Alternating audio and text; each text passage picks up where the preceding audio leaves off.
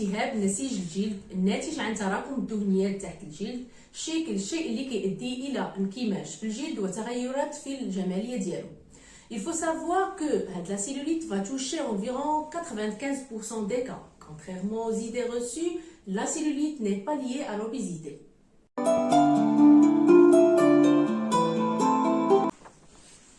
Il y a la cellulite fibreuse, aqueuse et adipeuse.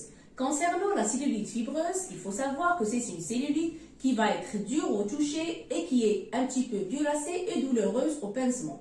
Donc, هاد النوعية الأولى ديال لا سيلوليت كتكون قاصحة في لو توشي مؤلمة شيئا ما واللون تاعها مائل للبنفسجي.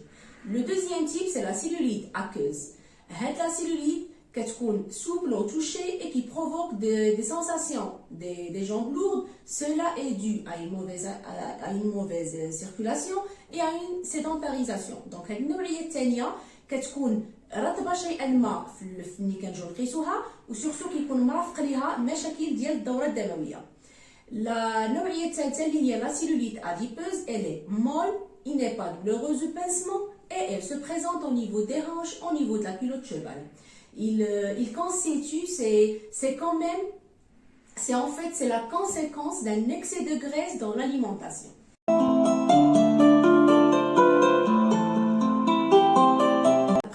De la cellulite commence en très jeune âge. Une adolescente qui marche, qui va faire de l'exercice physique, qui va faire du sport, elle a rarement des cuisses cellulitiques. Chez une jeune femme, ça sera la même chose. La majorité, la grande majorité des sujets qui sont indemnes de cellulite le sont grâce à une alimentation équilibrée et un point normal. Et une activité physique qui est quand même régulière, quotidienne, mobilisant surtout le bas du corps. C'est le bas du corps qu'on doit mobiliser. Si je peux donner des conseils concernant cette cellulite, il faudrait avoir une alimentation équilibrée, il faut faire de l'exercice physique, il faut faire des soins adéquats. Il y a pas mal de soins à faire qui sont les points les plus importants pour combattre ce fléau et améliorer l'apparence d'une peau cellulitique. Alors, on peut parler de l'alimentation ou de l'hygiène alimentaire. À ce moment-là, on peut dire que l'excès de poids, le trop de gras, le trop de sucre favorisent quand même la cellulite. C'est pour ça qu'il faut opter pour une diète riche en céréales, riche en légumes, fruits frais, en poissons, en viande grillée et des laitages allégés. Il faut éviter quand même de boire trop de café, de manger trop épicé.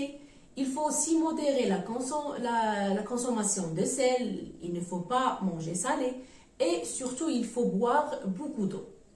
Pour les exercices physiques, on ne l'évitera jamais. Il faut faire de l'exercice physique. Il faut faire de la marche environ 30 minutes par jour.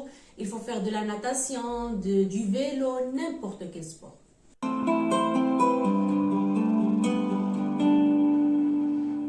Il existe beaucoup de traitements qui visent soit à activer la circulation sanguine, soit à dissoudre la graisse, ou encore à désorganiser les graisses rebelles.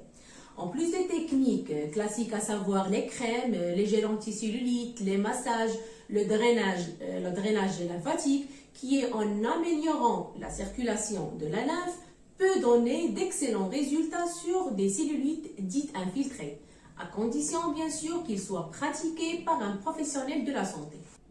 Il existe aujourd'hui des techniques des pointes, ce sont des appareils qui vont utiliser par exemple les ultrasons, la radiofréquence, le laser froid, la mésothérapie et plus récemment il y a une technique qu'on appelle le shockwave qui donne d'excellents résultats. Les avantages de cette technique de shockwave par onde acoustique, c'est une thérapie par onde acoustique et avec cette thérapie on va voir une peau qui est plus lisse et rajeunie. On va voir une réduction de la cellulite qui est claire, des tissus qui est plus ferme et beaucoup moins élastique. Et enfin, nous aurons une réduction des adiposités localisées.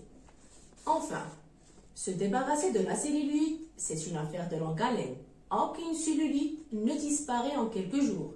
La régularité quotidienne, la patience, tant pour la perte de poids que pour l'exercice physique. Ce sont les piliers de la réussite pour retrouver cuisses et fesses lisses, minces et fermes. باش نجاوب على جميع التساؤلات ديال الناس سواء اللي زارونا في المركز او عن طريق وسائل التواصل الاجتماعي، انه للحصول على جسم رشيق ووزن مثالي يجب احترام 4 شروط. الشرط الاول اللي هو العزيمه، الاصرار والمثابره. الشرط الثاني تغذيه متوازنه مع اخصائي تغذيه. كنسطر على هذا الاخصائي التغذيه لان مالوغوزمون ولاو الناس ياخذوا دي ريجيم عشوائي عن طريق مواقع التواصل الاجتماعي وما تعرفوش الخطوره ديالو. الشرط الثالث اللي هو ممارسه الرياضه بانتظام كيلكو سوا لو تيب ديال هذه الرياضه، وبيان سور على حساب لا كاتيجوري داج. الشرط الرابع اللي هو الالات المختصه في تخسيس الوزن، وهذه النقطه بالذات كنأكد عليها. علاش؟ بوغ دو ريزون.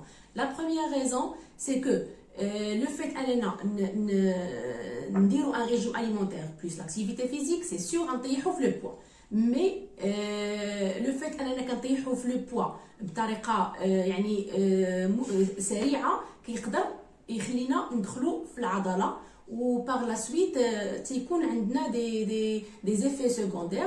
وثاني حاجه سي كو الوجه ديالنا تيتضرر بزاف، يعني ممكن يصفر، ممكن يجونا لي سيرن ايتو، يعني تيبان فيه بزاف داك لو بو لي طاح. لا ريزون الثانيه سي كو ولا لا بلوبار تاع الناس تيبغيو داك لو بوا اللي هما فيه يبقاو عليه، ما تيبغوش ينقصوا منه. باغ كونطخ تيبغيو ينقصوا في لا غريس بزاف، ولا ينقصوا لي بارتي اللي هما مديرونجيهم، سواء كان لي فيس ولا لي هونش ولا نيمبورط كيل بارتي. دونك هاد الالات تيكونوا تري افيكاس في هاد الحالات. شكرا على المشاهده، وللمزيد من المعلومات المرجو زياره المركز ديالنا او الموقع ديالنا عن طريق الصفحه الرئيسيه ديالنا. شكرا.